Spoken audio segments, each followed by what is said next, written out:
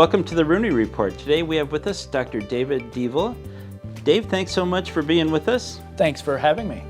So, you had edited this book about Alexander Solzhenitsyn, and I read it, and I read his book, The Gulag of Archipelago, and he has so much to offer our Western culture, and I'd just like to have this program where we can focus on his view of human life and dignity, and then also maybe talk a little bit about, you know, some of the other Russians that are mentioned in this book. So he went through probably one of the most difficult times, you know, that a human could go through, you know, being in the Gulag and so forth, and yet he came out of it a much better person, and I know there's a lot in between there, but how does he deal with that? You know, like, do you think that he felt he was chosen in a way to take that path? Or? Yeah, I mean, he was born right around the time of the Russian Revolution. Mm-hmm. His father was a military officer who died before he was born.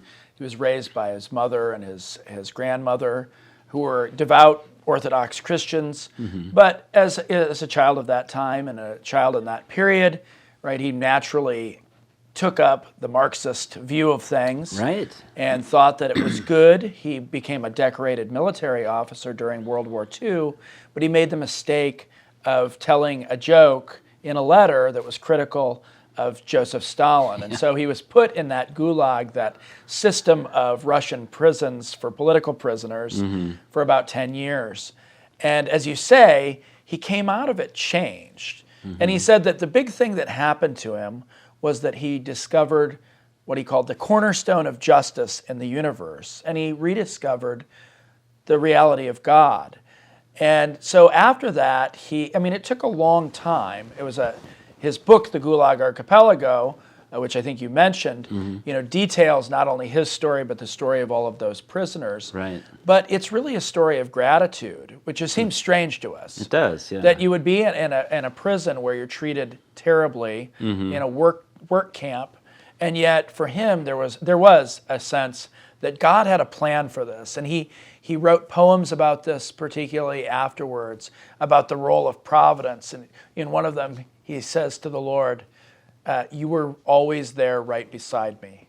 And that was the approach that he took at the mm-hmm. end of his time in prison, and then afterward when he began to write about all of the evils of Soviet communism, as well as many other subjects, including the difficulties that he saw that were happening here to us in the West. Mm-hmm. Yeah, I think he really gives us a good explanation of how evil can run through everyone's heart, and he has a famous quote about that. You know, everybody has a heart which has good and evil, and yeah.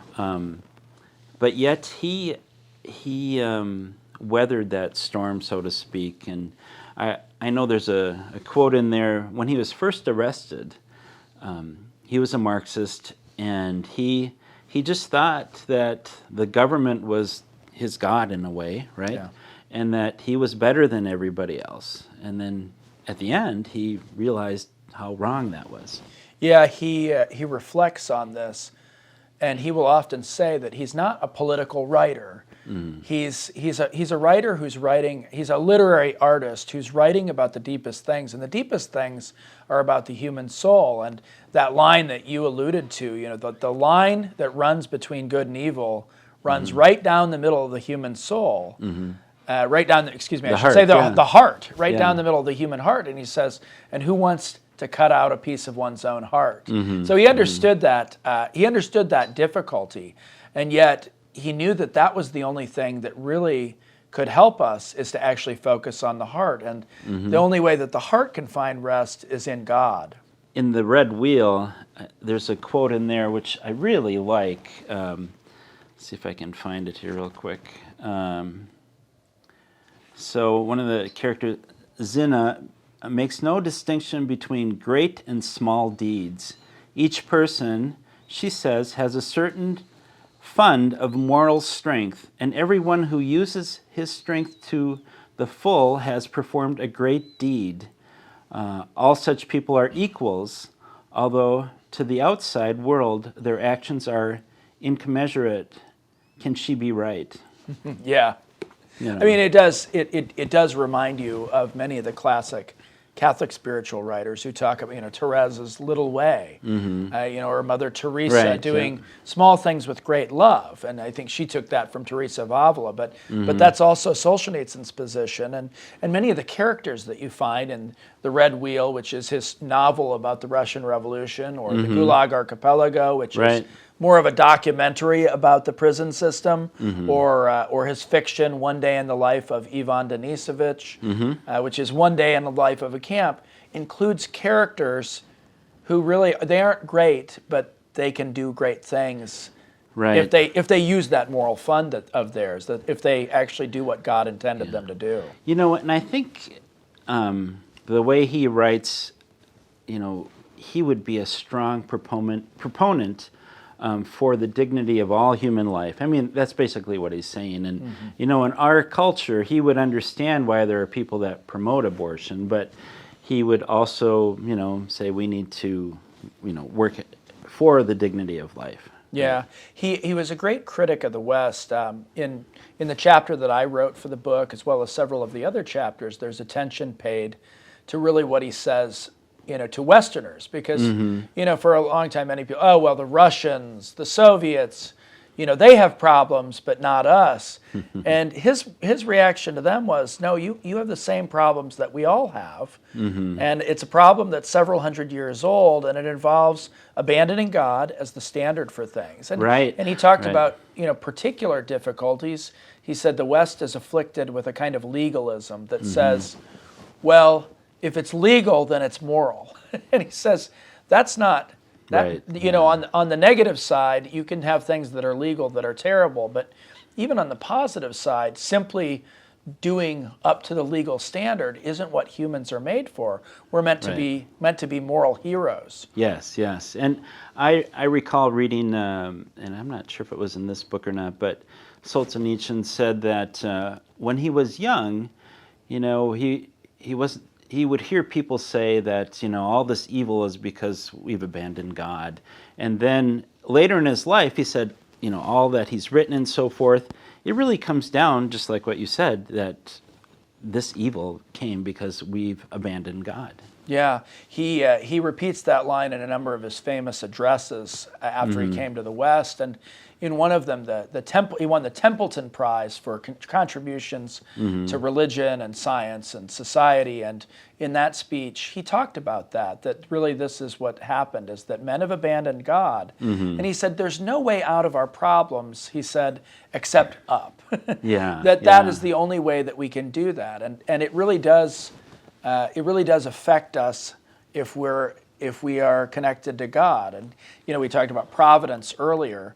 I mean, he also has that strong notion of conscience, that God speaks to us in our inmost hearts and in our minds as well, saying, do this or don't do that, but in a real way, follow me. He talks about how the importance of art and beauty, how that can counteract the lies, because he lived during a time where Stalin, he forcefully perpetuated, the government is going to make your life, perfect. And if anything, things were worse under Stalin than they were under the Tsar. I mean, it became, in fact, Solzhenitsyn talked about that, in that his conditions, if he had been in a Tsarist prison, it would have been like a holiday probably, Yeah, he talks about, Chekhov, who was he's also a character on Space Trek, or Star Trek, but, named after a 19th century Russian author. But Chekhov wrote about the cruelty of the prisons of the Tsars. And Solzhenitsyn in several places says he could never have imagined the tortures. And, we don't need to detail them here. You can read his works, but they really were brutal and cruel. And yet, I mean, again, we've talked about this before. Solzhenitsyn had a real sense of providence, and he gave thanks for that experience because it was a purifying experience. And he said to people in the West that, this is part of the problem. If we do not allow that purification to happen where we are, right? we may experience it in a much harsher way, just as they did. That tyranny is an ever-present problem, and particularly the tyranny of a godless society. It's interesting how he was prophetic. So when communism was still going strong, he said that he is going to go back to Russia, and sure enough, it happened. Yeah, 20 years after he came to the West, when the Soviet Union fell, he was able to return to Russia. And we, probably people who follow the news know that Russia is not exactly the best place in the world right now, but nevertheless, it's not a totalitarian society, and there are currents of thought there and of action that are at least helpful. Solzhenitsyn is taught in the high schools. Yes. So, hopefully there will be, we pray for Russia just as we pray for our own country, that line that runs down the middle of the human heart, right, that people will discover that and will act for themselves and for their neighbors to avoid future tyranny. Yeah. Well, when he talked about going back to Russia, I think that's a time when, Khrushchev was going to destroy us, right? He threatened, so most people would not have thought that he could do that. No, Back. most of the smart commentators said, oh, no, Russia is stronger than ever. They beat us into space and, all of this sort of stuff. But Solzhenitsyn said, no, this is a very fragile government, and it's built on lies. And anything that's built on lies will not be able to last. And he was correct. He was, yeah. It talked about him using a polyphonic method. So he would use many voices, and I think that helps us reach more people. Because when I read the Gulag years ago, I was like, it's a really thick book, but he makes it interesting, I think, because of all those different voices. Yeah. That notion of polyphony, of different sounds, different instruments, and in literature, of different characters who have different motivations, it makes it all the stronger because, we've all read literature or seen a movie where the good people were all purely good and the bad people were all purely bad, but because he had that understanding of the human heart, he was able to depict characters who were very mixed. Right. And he could show that sometimes the character that you didn't think would come through with the goodness would be that person. And sometimes even the good people could be moral cowards. Right. And I think that's why he thought, and he was very Russian in this sense, that he thought that literature was kind of a sort of prophecy or prophetic vocation. And it involved telling the truth, and that meant telling the ugly truth about all of us, as well as what is good and what is noble, and what reflects our beings as image of God. And I think if he were writing today in America, where we have abortion on demand from, the very early stages of the nascent life, right up until birth, and some people are advocating after birth, I think he would probably use that same, approach. I think he would probably, if he were to write on abortion, he would have a very human depiction, even of those who are involved in the cause of having more abortions or keeping it legal. And yet he was always very clear about what the truth was. But it's just that art has to depict the humanity of it, and that's good for us too, because really what we need to do is see the people that we are opposed to politically and in the moral sphere as human beings who are created by God, and they too have hearts that have good and evil in them, and we want to win them over so that they can hear God's voice and change. So, Solzhenitsyn wrote a lot of books and a lot of work. What would you say are some of the, if you only have time to read one or two of his works, what would you recommend? Well, I would say probably the one that more people know, and I think there's a good reason for it because it's a brilliant little work, is One Day in the Life of Ivan Denisovich, which was kind of miraculously published during Khrushchev's administration in the Soviet Union in the 1960s. That is amazing, right? I Yeah. mean, It was, I mean, Khrushchev was a figure who kind of wanted to say, well, yeah, it was all Stalin's fault. And Solzhenitsyn says he was a little naive about that. And of course, he later had to crack down on things because he was opening the doors to more freedom and more goodness, and that had to be closed. But Solzhenitsyn's novella was able to be published. It's less than 200 pages. And as the title has it, it's one day in the life of an ordinary prisoner, not a super good guy, but also not a bad guy, but an ordinary and everyman who's caught in the middle. And he has characters who are truly vicious that he has to respond to. Yeah. And there are also a kind of quasi-saints. yeah, fellow- like the Baptist, right? Alyosha the Baptist. Yeah, yeah. And he's caught in the middle. And so it depicts that churn within him Yeah, yeah. about how do I make things. And at the end of the book, he says, he says, it was a good day for Ivan Denisovich. He was almost a happy one.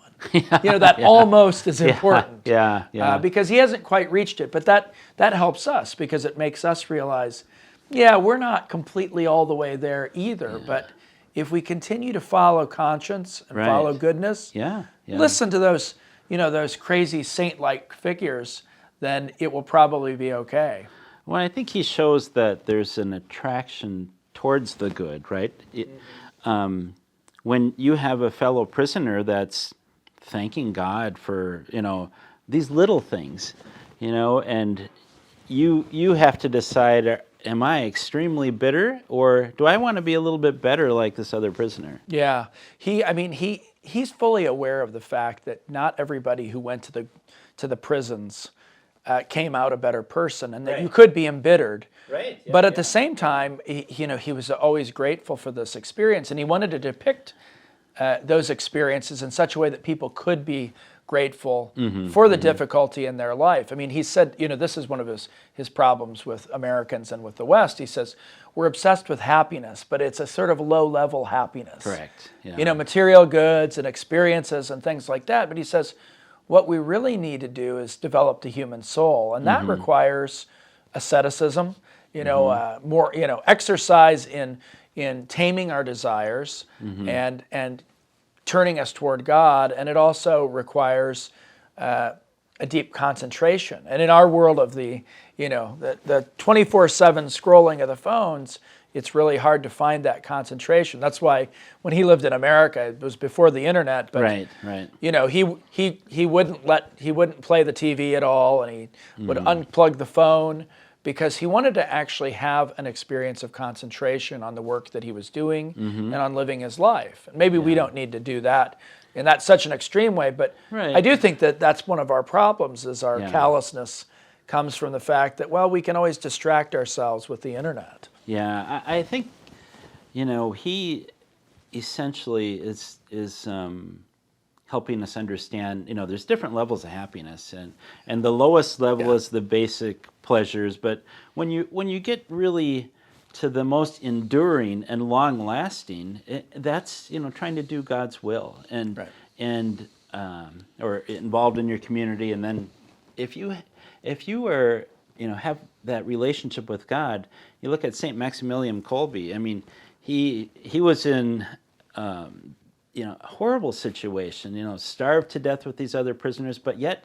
he had a peace and continence that you just couldn't explain otherwise. Yeah, and I mean, that goes back to that theme of providence, and you see this in many of Solzhenitsyn's memoirs, that he had the real sense that he was doing what God wanted him to do, and that there was a plan for him, even in the darkest moments, that he wanted to hold to. And for him, that was the true happiness. That was the way in which you forge your soul, was by responding to conscience and responding to God. Right. And that means something that's very difficult in many cases. And if you don't respond to it, it's going to get more difficult. So better to stand up right now and do the right thing, even if it's hard. Yeah, I like to use the analogy that if you try to have that relationship, it's like you have a well-kept lawn, right? And so if a weed, a seed from a weed comes into that lawn, it's probably not going to stick, right? I mean, and again, nobody's perfect, but the more you work on that relationship, the more inner peace that you can have. That's right. Like I say, his approach to Americans and to the West was, the problem is we allow those weeds to grow up, and of course, what happens? The lawn gets taken over, right? Or Right. in human terms, we become slaves. Yeah. And he realized that many people would rather be slaves than be free and be truly happy in that ultimate sense. Well, and a lot of people, even though in our country, we have a lot of freedoms that other countries don't have, there are people who become slaves to materialism, slaves to, sexuality, slaves to, drugs, and you have to have some responsibility to have real freedom, right? Right. Yeah. I mean, and that's the thing, is that, he would sometimes speak disparagingly of happiness itself, but what he meant was that sort of low level, Correct. material happiness, the experience of, say, drugs and sex and things like that. And he'd say, but these things are essentially fool's gold. Yeah. You can't develop any sort of a society that's heroic and that takes care of the lowest and the littlest among us in a place where people are focused simply on that low level of happiness, or on, as we mentioned before, simply meeting the lowest level of the legal dictates. That's not a society that we really want to live in. Right. Yeah. It doesn't foster happiness. Right. Just for our viewers who may not have a lot of familiarity with what happened, in the Russian Revolution, I think a lot of people don't understand that, some of the supporters of the revolution were literally slaughtered when Stalin came into power. So in a way, it's like, be careful what you wish for, right? Right. Yeah, and I mean, this is one of the perennial problems, is that people think, well, as long as I become a supporter of the bad guys in charge, they'll be okay with me. But the problem is that they're as cruel to their own supporters as they are to their opponents. And if you read any of Solzhenitsyn or anybody else who wrote about that time, what they had, particularly throughout Stalin's time, but even before, were show trials in which they decide that, well, in order to show everybody that we're still in charge, we're going to take down everybody. And that meant many of the party officials themselves. One day you're at the top, and then for no reason at all other than a need to show that we're rooting out evil, you get kicked to the side. And so it's, we think, well, the path of least resistance is to just go along with them. But it may be a path of least resistance for a little bit, but then it also means that you might be the first one to be sacrificed. Right, yeah. It can be far worse than just getting kicked to the side. It's literally, taken out. If I can tell you a story, you've probably read this before, but Solzhenitsyn tells, when he's writing about people who are being interrogated, when they're arrested for these camps, and he says, what was amazing is that sometimes the people who got away were the people who simply refused to cooperate at all. And he tells the story of an old woman who had supposedly hosted the bishop, or something like that, a priest who'd come through, and they said, this is wrong. And they said, where is he? And she said, you know what, I'm not going to tell you anything. So you might as well just kill me right now, because I know that I am in the right and I am ready to face God. Good for her. So go ahead. And he says, remarkably, these men who knew that they were doing bad, surely, were in their hearts. In their hearts, they were so shocked by this that they just let her go. And it's it's a good lesson for us that if we're bold for God and take care of His business, He'll take care of ours. Yeah, and, I think that sometimes people don't really think about when government becomes so large. In essence, it is a god for people, and that's why Lenin and Stalin, they did what they could to destroy the church, because that was competition for government as God. Right. I mean, that's when Solzhenitsyn talks about our problems in the West, he says, well, we have the same problems because we're losing that sense that, the American founders, whatever the orthodoxy of their Christianity, they had a conception of our rights and our legal system as being, he says, under God. And as long as you have that, things, it's not that it'll be perfect, but you won't have the same sort of tyranny that you have when a government declares that it itself is God. And one of the interesting things that if you read, some of Lenin's works, Vladimir Lenin, not John Lennon, but if you read his works, he's very clear that there can be no sense of biblical commands or even any kind of generic, abstract moral law. It's only the good of the state. Yeah. And when you hear that, it's terrible because what is the good of the state but the good of those who are controlling the levers of power? You need a government that's under God in order to be happy. What's so ironic is that when Stalin was in the seminary is when he read about Marx and communism, and later in his life, his mother said, the world would have been better if you had been a priest. Right. Unfortunately, we have just a couple minutes. You have a closing comments for us? Yeah, no, I mean, I think that really now is a good time for people to be reading Solzhenitsyn and reading about him because, we're at a tough point in our own history where there is a lot of chaos, tyranny and chaos. And these are all the things that Solzhenitsyn said, you Americans, you think that you're immune to this, but the very same thing can happen to you because you're approaching things in the very same way that we did in Russia. So I think Solzhenitsyn is really a good person to be reading. And you asked me about books, and I mentioned One Day in the Life of Ivan Denisovich. If you want to get a good one-volume collection of Solzhenitsyn's writings, the Solzhenitsyn Reader, which was edited by Dan Mahoney and Edward Erickson. Okay. It comes from ISI Press, Intercollegiate Studies Institute Press.